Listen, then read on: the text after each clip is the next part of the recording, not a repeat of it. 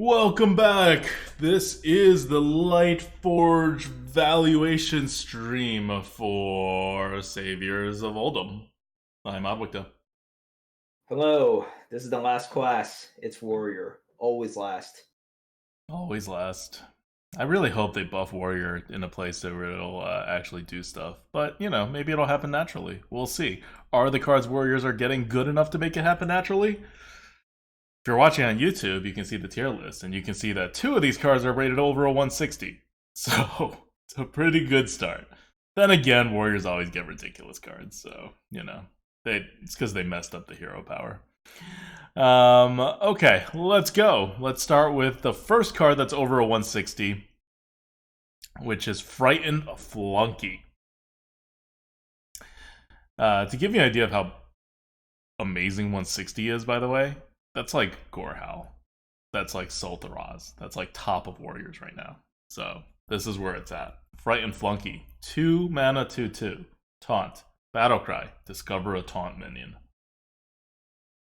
Yeah, this is really good. I don't know. Not much explanation is needed. You're getting basically what you expect for 2 mana, and then you're getting something really good, and you get to discover it. And also, there is a bonus for saviors. So you might just discover another Frightened Flunky, and you might just chain Frightened Flunkies together to just be more frightened. That's cool. But I don't know. Nothing fancy with this. Easy to play, and I think you can immediately see the value in this. Yeah, this is not a card that they wanted to be balanced. This is a card that No. they specifically wanted to be in every warrior deck for this meta. So, like in constructed.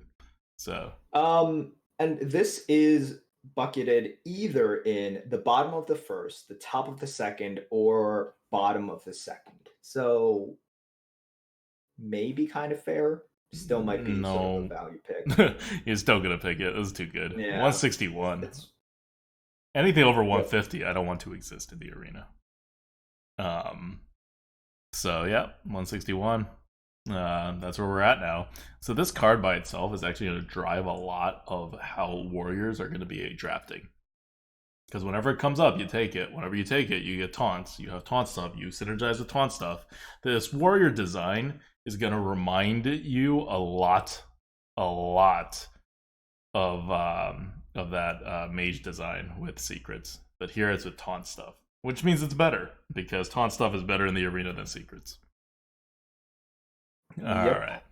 Next, super good card, 165, even better than Frightened Flunky. And again, there's no other common cards in Warrior that even approaches this besides Arcanite Reaper. Like Dragon Roar, by the way. You guys love Dragon Roar? You think it's amazing? That's a 133. This is Yep. next level. Like Saviors is next leveling all this stuff. Execute, that's 143. Yeah. Not the Well, same level. the thing with Dragon Roar is it's so dependent on how many tools you are going to have to make Dragon Roar applicable in all the games in which you play it, right? So if you're missing the super colliders, if you're missing all of those sort of extraordinarily good tools like the warpaths, then suddenly Dragon Roar is just not as good. You're just not always guaranteed to be able to play those big beefy dragons that you're going to get. So suddenly it's not as good. By the way, just to clarify something, when you're talking about Fright and Flunky, you were talking about a new set bonus. That doesn't happen with Discover. Oh, So that's also interesting. not how the algorithm is doing it. So don't worry about that. This is scored with the correct rules. Wow. Wow. Um, okay. Playing Merps. Restless Mummy is the card, 165. 4 mana, 3/2, Rush, Reborn. So it's a fireball that you could split into two if you want, or you could just keep it as a minion. This is so good. This is just so good. So this is one of the first cards that they revealed, period, for the set. Yup. Restless Money, Mummy, and as soon as they revealed it, I'm like, well, okay, so what? I guess they just revealed the best card in the set already. uh, I mean, there's no real other way around it. It's just split 6 damage, whichever way you want. You can kill a big thing, you can kill 2 small things, you can just put this down the minion, or, like as a minion, if there's an empty board. It's just really freaking good. Yeah. Yeah. So stuff with 3 health really taking a hit in this meta. A lot of things dealing 3 damage. Yep. Okay. Last card that is common in Warriors is Armored Goon. It is a Boulder Fist Ogre, 6 mana, 6/7. And then whenever your hero attacks, gain 5 armor. Cool. Yeah. That gets it 13 points over Boulder Fist Ogre, based on how much we expect you to be swinging your weapon.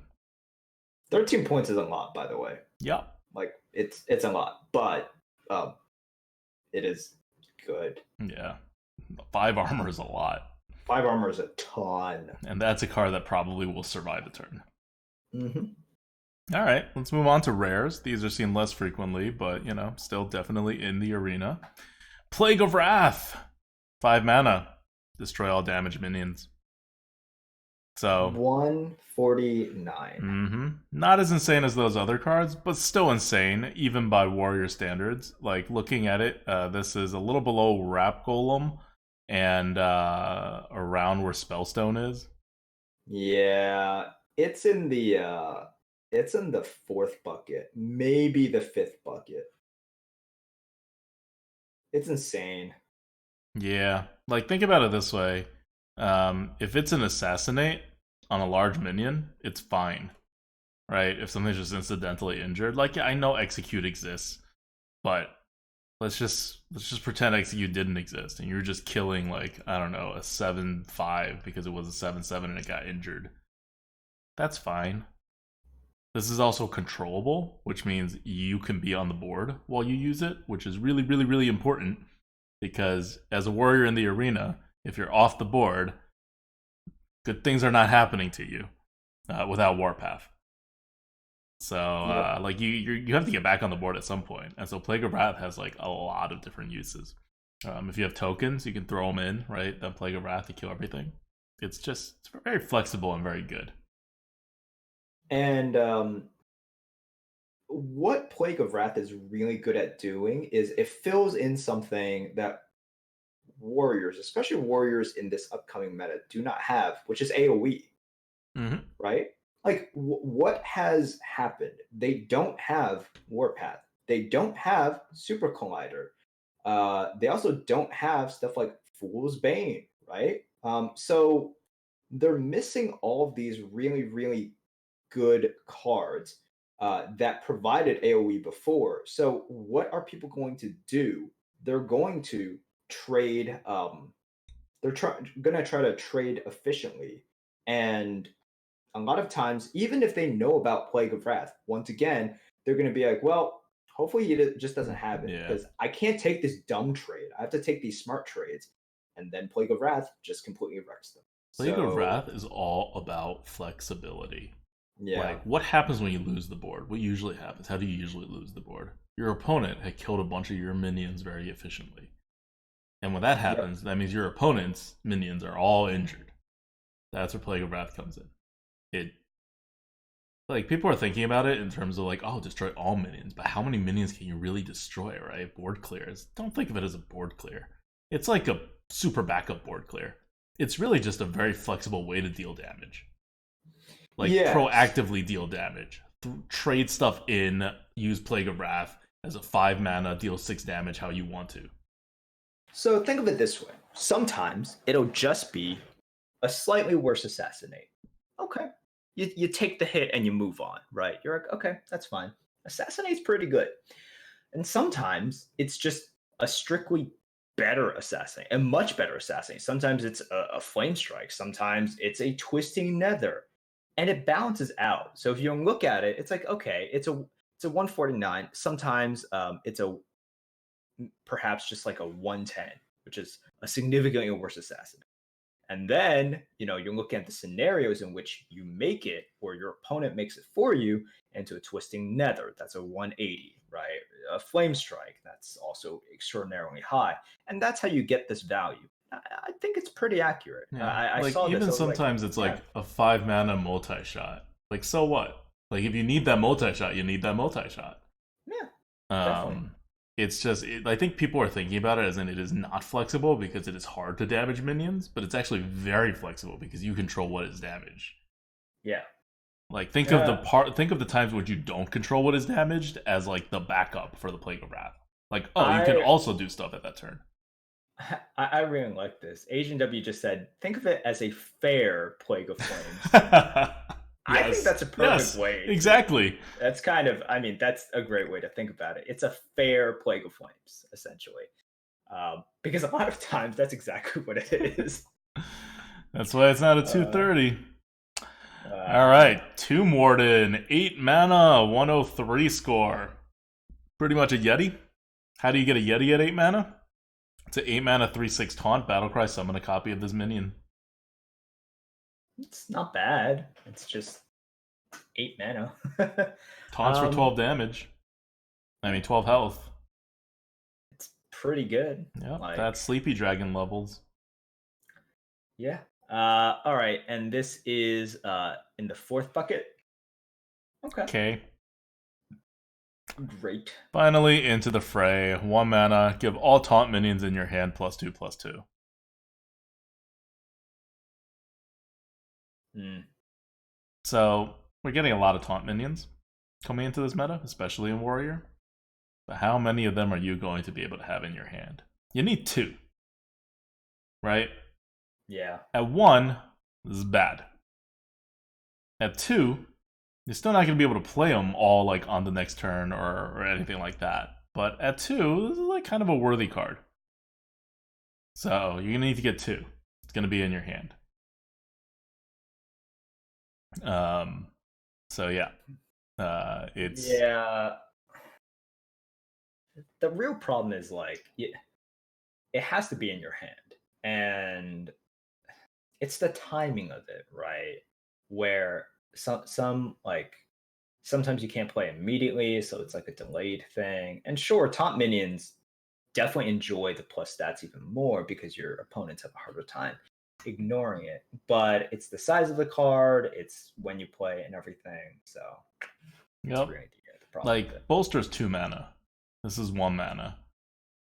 That's because it's in your hand and not on the board. You don't get that tempo immediately. You have to like Yeah. then put the taunt minions out, and they don't have initiative. Yeah. And it Um, does buff all the taunt minions, but yeah, mm, like you would not like it is not a good thing if this just said 1 mana.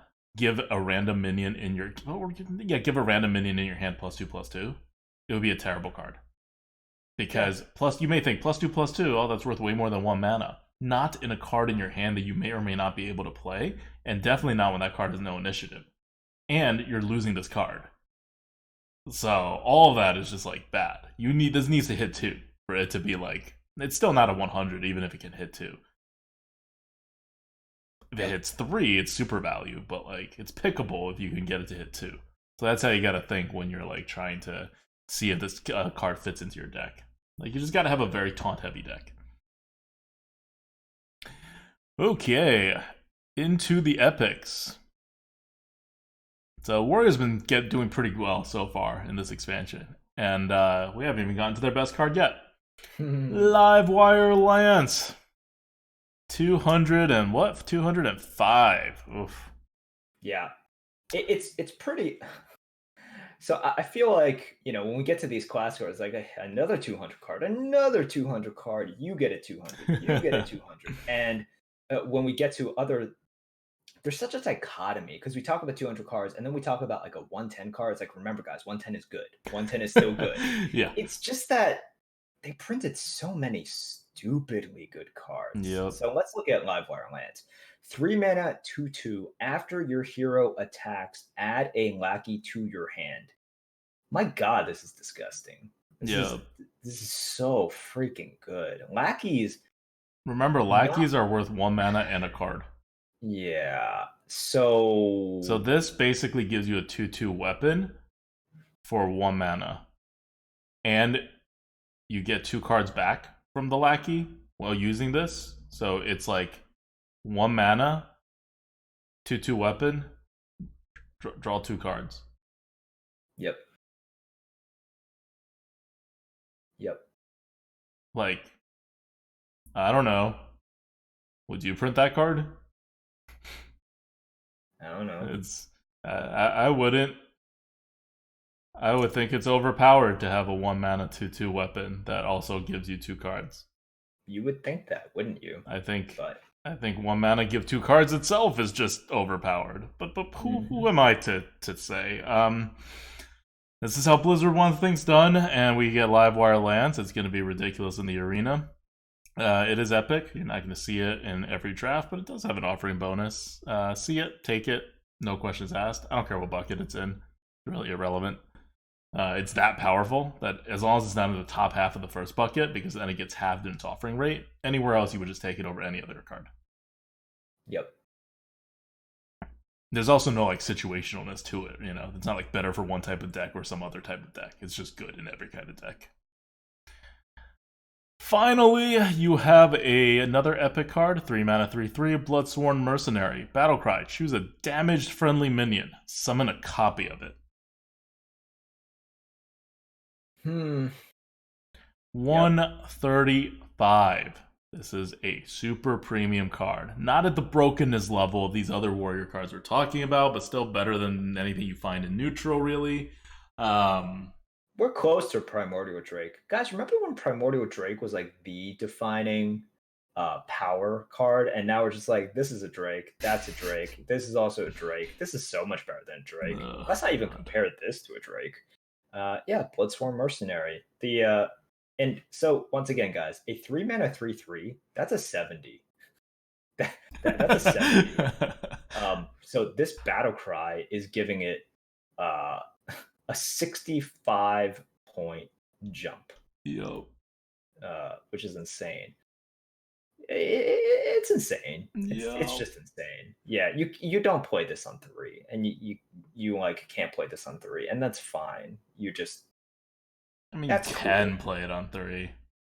I probably wouldn't play this on 3. If you play it on 3, just be like, pretend you're losing a card. You know, it's about that. Yeah. Yeah. All right. Alright. Well, those are the epic cards. So, yeah. I wouldn't be worried about Warriors and their win rates. Blizzard gives them another little boost, they'll definitely be fine. But I think these cards are probably enough to make Warriors fine. Legendary. Warriors have Legendary. It's a pretty good one. But, you know, not as good as the other cards that we've seen so far. It's a 114. It's 6 mana 4/7 taunt. At the end of your turn, give all taunt minions in your hand +2/+2. Again, we're just not valuing this give all taunt minions in your hand +2/+2 that amazingly. Yeah, they have to be in your hand. Like, and that's the real problem with it. The body itself is decent. Yep. And after it buffs it, what are you going to do next? Not play them? Right? Like, to get more Yeah. buffed? Maybe, but you really kind of want to play them because you want to get your tempo back. So it's good. You know, once again, I feel like we have to stress 114 is decent, but meh, just doesn't move the needle when we've been talking about stuff like Livewire Lands and Bloodsworn Mercenary. Suddenly we go to this thing. It's like, yeah, it's pretty good. So that's where we're at. You know, we're in a world in which it's like if you're below 150, it's like ew. It's disgusting. That was the old premium benchmark. Now it's the 200 club. Okay, All cool. right. That's Warrior. That's all the classes. That was the last card in Saviors of Uldum. It was Armagadillo. Okay. So this is Warrior. It's gonna be fine. I don't think we need to say much more about it. But let me pose to you a question about Warrior before we leave Warrior. Is Control Warrior viable? Now that you've seen all the cards. No, I don't think so. I don't think so because I don't think that they have the clears necessary. If you're just relying on Plague of Wrath, that's not. You're probably not going to get Soltharaz. them. Yeah, you're going to take a little bit too much damage in that Restless case. Mummy. So I will say, here's the thing that might help them out. Frightened Flunky is exactly the early games thing that you want. It Yes. taunts, it generates more stuff, but the awkwardness that you've always had as the warrior. Part of the reason, whenever it became like the disgusting number one class, it's like, was it because of Dragon Roar? No, Dragon Roar was an effect Yeah. of it. Like Dragon Roar Dragonheart pushed it over became the good. top. Yeah, like it was good, and then Dragon Roar benefited from the other things to make itself good. What really broke Warrior, or what really started the snowball, was Warpath and Super Collider. These are things in which, added to the tools from before, it's like, wow, God, I gotta play between Execute and I gotta play around Warpath and Collider. And you get boxed in way too hard to a position. And you don't get boxed in right now. Because Warriors can play good weapons, but that's fine. They've always been able to do that. They can play some pretty decent taunts, whatever. That's boring. Like, that's nothing new. They can't do this sort of zoning around their opponents that truly made them dangerous, that truly kind of took over the arena. So Live Wire Lance, fantastic. Bloodstorm Mercenary, that's great. But if I anticipate your weapons, um, I can still win against warriors. And so, yeah, I just don't think uh, the tools that they have right now is not enough. Blizzard also has to do them huge favors in the adjustments in order for them to actually go up the rankings. Okay. Okay, that's fair. Um, I think it's enough. I'm going to take You the think? opposite view. I All right. think, okay, so Control Warrior, the way we imagine Control Warrior with, like, Warpath, this is not going to happen. But a slower Warrior, in which it taunts a lot, it uses its weapons, it uses its health in order to get card advantage from the weapons, in order to get tempo from it, and then it's able to armor up later on and actually use its hero power. I think that's almost there. What it's missing is card advantage, right? Because there's nothing here that's drawing you cards. Fright and Flunky is kind of the only thing like holding this whole deal together. So you're gonna have to just go big. But I think it has enough tools to go big, and definitely enough tools to play this like mid-rangey aggro control / card advantage in the late game, depending on, okay, we'll call it a mid-range deck, not a control deck, but having the ability to play card advantage or go face, depending on what kind of deck it's facing. Like that hollow middle with the lack of 4-drops, I think Warriors can play in that zone. Because not that they're better at 4s than anyone else, they're not. But they can take advantage of the hollow zone. So if they're facing an aggro deck, they can take advantage by like holding things off and then healing up. If they're facing a control deck, they can take advantage by pushing during that time with their ridiculous weapons and whatnot. And I think together in that package, it really will make a decently effective mid-range warrior. So yeah. Also, just card advantage wise, Dragon Roar's back, right? That's at least something. They're not like totally without stuff. So I don't think Blizzard needs to super up Warriors. Warriors. I also think Blizzard is going to refuse to up Warriors anymore. I think they've hit their like cap, or else there's no reason Blizzard hasn't adjusted Warriors in the last like 4 months, right? Like they Yeah. adjusted them once in the beginning, and then they adjusted them again, and then the last 2 times they adjusted stuff, they didn't touch them, even though Warriors win rates was always like below 42%. They probably just got uncomfortable with how many of a certain card you're going to see all the time. But yeah, I'm excited to test Warrior out. There's enough broken cards in here, and enough stuff comes back, and we get Reckless Flurry back again. I love Reckless Flurry. That's a card that I People are feel like complaining about the score no, of man. that. I'm totally okay with it. People have been complaining about that score since we first put it out, and I have like multiple 12 videos like out there showing it. I've had good success with it every time I was able to draft it. just no one's on board with it. I don't know. I don't know why people don't see the value of a board clear and a board clear less class. That's the thing. I think people are like, oh wait, it's just a bad volcanic potion. You know Yeah, how like, and this is the worst case, right? This is the worst yeah. case. It's a bad volcanic potion. You know how much warriors would love volcanic potion? It's that kind of thing. Where it's just like, yeah, just like you know how much hunters would love mind blast, Oh my god. right? Like I like that analogy so much. I'm Hmm. just like, yeah, so that's really bad, and that's the most extreme example, right? You Hmm. take a terrible card from one class and you give it to another class, and Hey, it's Mind so Blast great. constructed card now. That's why they had to get rid of it. Well, yeah, it was too OP. um, but Clearly too OP. But in all yeah, seriousness, Mind Blast actually is OP. Like if you value it, yeah, like it in a totally is. constructed thing, because we have a way to value constructed too. It's not anywhere near as complicated as this. But like I've tried it on Mind Blast. That was an OP card they printed. It was It was. maybe to It was. like. I think part of it was to like limit themselves in terms of how they can make the priest, but it was definitely an OP card. Like this is Too that was like problematic. yeah. Yeah, too problematic. All Okay. right, that's it for Warriors. And then we are at the end now. We are at the end of everything. How about we give one? Well, we're not the end of everything. We have the meta wrap up next, where we talk about how the meta is going to go.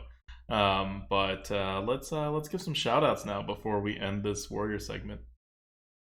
Okay. All right. First, let's give a shout out to the Patreons again. 4P Afro Ninja TV, brand new, Chang Yin, Joshua C, Kirby Five Life, Eric L, RV Night Train, and to all of our other Patreons, thank you for giving us money.